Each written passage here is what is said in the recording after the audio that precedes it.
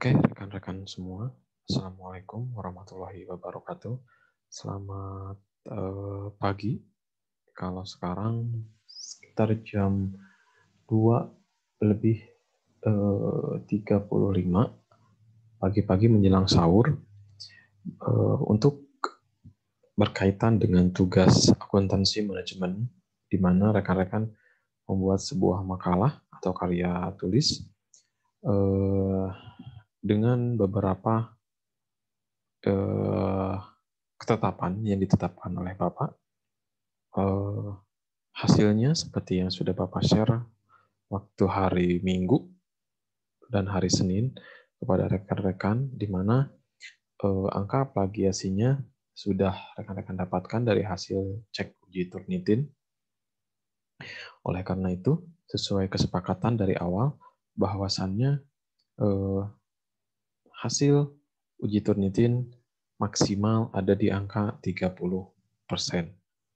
Nah, yang rekan-rekan hasilkan tersebut yang berada di angka 30 ke atas, silahkan perbaiki lagi hasilnya dan dikumpulkan nanti pas waktu UTS.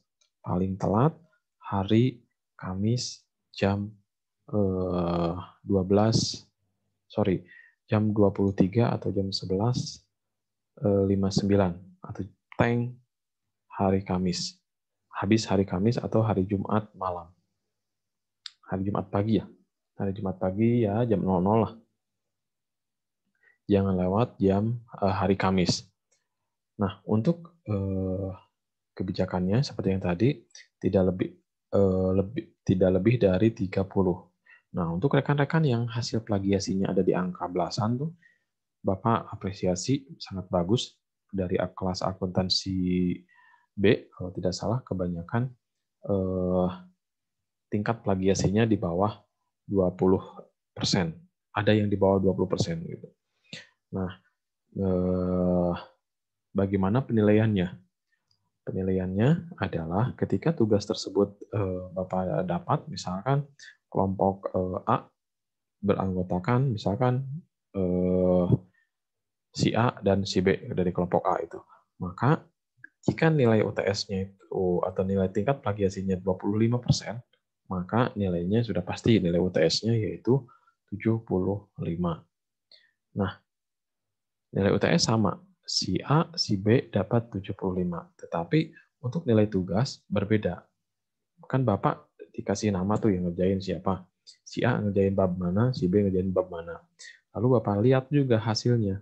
Si kebanyakan tingkat plagiasi dari mana? Apakah si A atau si B? Jika kebanyakan si B, misalkan maka si A dapat nilai 100 atau 90, maka si B akan mendapatkan nilai ya apa adanya, sesuai dengan tingkat plagiasi banyaknya bagaimana. Nah, itu penilaian dari nilai tugas dan UTS sampai dengan UTS minggu depan. Begitupun tugas hasilnya, silakan seperti yang sudah Bapak jelaskan, hasilnya silakan kumpulkan nanti pas hari UTS sampai hari Kamis tengah malam. Ya, begitu teknisnya. Sekali lagi, Bapak ulangi, teknisnya adalah maksimal di angka 30. Ya, kenapa 30? Karena 100% kurangi 30, maka nilainya 70. Nah, nilai tersebut adalah tok nilai UTS. Penilaian tugasnya adalah Bapak melihat hasilnya. Hasil siapa tingkat plagiasi terbanyak, maka nilainya paling kecil. Misalkan si A ngerjakannya beberapa bab, tingkat yang kedetek plagiasinya sedikit, maka dia mendapatkan nilai yang besar. Nilai UTS sama semuanya. Jika kelompok A dapat tingkat plagiasinya 70%, maka dapatnya 30. Sebaliknya, apabila kelompok tersebut mendapatkan tingkat plagiasinya 10, misalkan 10%, maka dapat nilainya 90.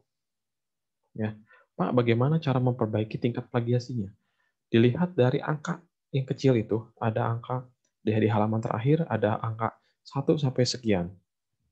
Nah, lihat angka nomor 1 sampai biasanya yang lebih dari 2%, silakan perbaiki. Angka yang 2% itu misalkan ada di bagian mana? Misalkan nomor 1, silakan kerjakan parafrasekan kembali poin nomor 1-nya. Kalau tidak paham, silakan lihat lagi video dari YouTube Bapak sebelumnya bagaimana cara memperbaikinya. Ya, usahakan yang plagiasinya jangan lebih dari 3 atau 2%. Ya, tingkat plagiasinya. Misalkan nomor 1 sampai poin 10 itu kebanyakan nilai-nilainya besar. Semakin ke bawah nomornya di halaman terakhir semakin kecil tingkat plagiasinya sampai dengan kurang dari 1. Itu sangat super bagus kalau kurang dari 1. Nah, rekan-rekan silahkan parafrasekan kembali. Kenapa Bapak seperti ini? Ini adalah untuk memberikan cara rekan-rekan bekerja nanti di dunia usaha, di dunia pekerjaan.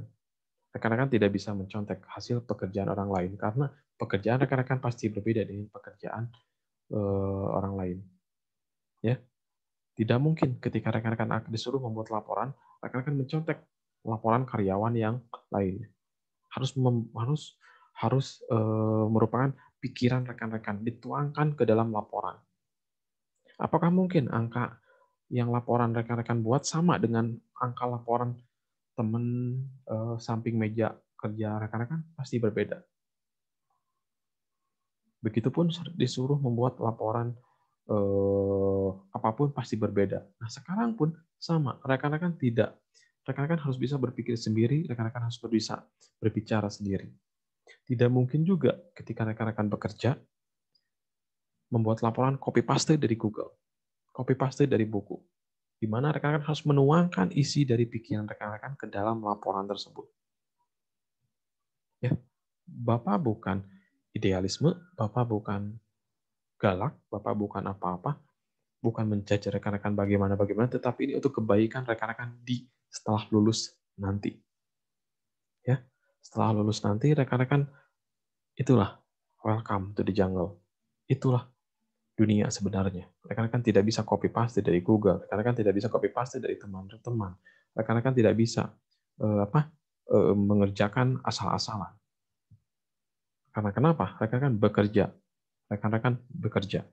Harus merupakan hasil dari rekan-rekan sendiri. Ya, Bapak harapkan rekan-rekan mandiri, bekerja sendiri-sendiri. Karena kenapa? Itu adalah pertarungan sesungguhnya. Pertarungan setelah tidak disubsidi lagi oleh orang tua. Pertarungan rekan-rekan mendapatkan penghasilan sendiri. Pertarungan rekan-rekan untuk mendapatkan atau memberikan hasil kepada orang tua. Setelah lulus kuliah, tidak mungkin. Rekan-rekan akan meminta terus ke orang tua, di mana rekan-rekan harus bekerja.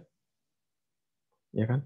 Mana hasil dari menguliahkan rekan-rekan selama 4 tahun di bangku kuliah dan sebelum-sebelumnya SMA, SMP, SD. Apakah hasilnya harus copy paste dari yang lain? Tidak mungkin kan? Maka rekan-rekan harus bekerja. Rekan-rekan bekerja dengan pikiran. Pikiran si A dan si B pasti berbeda. Cara menuangkan ke laporan pun berbeda-beda. Begitupun tugas sekarang. Rekan-rekan pasti berbeda dengan cara memparafrasekan rekan-rekan dengan yang lain pasti berbeda-beda. Ya, Bapak harap silahkan kerjakan kembali. Masalah nilai gampang. Yang berat itu adalah mempertanggungjawabkannya. Mempertanggungjawabkannya bukan kepada Bapak, tetapi kepada yang di atas. Apakah rekan-rekan tidak malu mendapatkan nilai A hasil dengan copy paste dari Google? Apakah rekan-rekan tidak malu ketika mendapatkan nilai A tapi hasil nyontek dari orang lain? Pede saja. Nah, bagaimana mempertanggungjawabkannya? Bapak bisa saja memberikan rekan-rekan nilai A semua satu kelas, tapi bagaimana mempertanggungjawabkannya? Bukan mempertanggungjawabkan kepada Bapak, tetapi kepada yang di atas. Ya, sekali lagi, silakan parafrasekan lagi tugasnya, indikatornya, seperti yang sudah tadi Bapak jelaskan, tidak lebih dari 30%. Kalau di kampus-kampus lain di luar Sumedang, biasanya tingkat parafase di bawah 20% atau 10%. Tetapi untuk pembelajaran rekan-rekan silakan di angka 30% Bapak maklumi. Ya, karena yang memberikan tugas seperti ini dimulai dari Bapak. Oleh karena itu, mungkin banyak yang tidak suka kepada Bapak. Karena kenapa memberikan tugas seperti ini? Biasanya tugas tinggal copy paste dari Google beres. Tinggal cari-cari dari buku, ketik-ketik beres. Tetapi tugas dari Bapak adalah menuangkan pikiran yang ada di rekan-rekan. Yang bersumber dari rekan-rekan harus membaca dulu. Ketika rekan-rekan tidak membaca dulu, rekan-rekan akan sulit memparafrasekannya. Setidaknya dalam masa pandemi sekarang, rekan-rekan belajar satu bab pembahasan yang rekan-rekan kuasai. Ya. Nah, setelah 30%, silahkan tingkat parafrasenya, penilaian UTS 100% dikurangi angka tingkat plagiasi. Untuk tugas, Bapak akan lihat hasilnya. Dan satu kelompok nilainya sama semua dengan hasil cek plagiasi. Ya, cara memperbaikinya, silakan lihat angka yang lebih dari 3%, itu yang diperbaiki. Dikumpulkan pas UTS hari Kamis tengah malam. Itu untuk kelas akuntansi manajemen. Begitupun untuk tugas kewirausahaan, komunikasi bisnis, sama. Silahkan rekan-rekan perbaiki makalahnya sesuai ketentuan, ya 15 lembar minimal. Maksimal 15 lembar. Ya. Jadi ada batas minimalnya, ada maksimalnya. Kemarin ada yang mengumpulkan 3 lembar, silakan perbaiki lagi. Ya. Jangan sampai kurang dari 15 lembar. Mohon maaf, Bapak revisi minimal 15 lembar. Ya, minimal 15 lembar. Silakan perbaiki kembali bagi yang tingkat plagiasinya besar. Mungkin cukup sekian penjelasan tugas komunikasi bisnis, entrepreneurship, dan tugas dari akuntansi manajemen. Ya, itu tugasnya. Nanti setelah UTS, pertemuan setelah UTS, Bapak akan mereview hasilnya. Karena kan hasilnya udah dibagikan nih seminggu sebelumnya. Lalu silakan perbaiki lagi. Nanti setelah UTS, Bapak akan bahas apa yang akan dipelajari selanjutnya. Oke, rekan-rekan, mudah-mudahan penjelasan Bapak cukup jelas untuk rekan-rekan. Cukup sekian. Terima kasih sebelumnya. Mohon maaf apabila Bapak ada salah. Tolong sampaikan kepada orang tua salam dari Bapak. Mudah-mudahan sehat selalu, dicukupkan rezeki, dilebihkan rezeki, dilapangkan rezekinya untuk menyelesaikan perkuliahan rekan-rekan sampai dengan akhir di wisuda. Setelah itu masa tunggu ke bekerja tidak terlalu lama, maksimal 3 bulan rekan-rekan sudah mendapatkan pekerjaan dan membanggakan kedua orang tua rekan-rekan. Ucapkan salam Bapak kepada orang tua, mudah-mudahan sehat selalu. Semangat menjalani hari-hari di masa pandemi ini, Bapak doakan supaya rekan-rekan juga sehat selalu. Terima kasih. Assalamualaikum warahmatullahi wabarakatuh.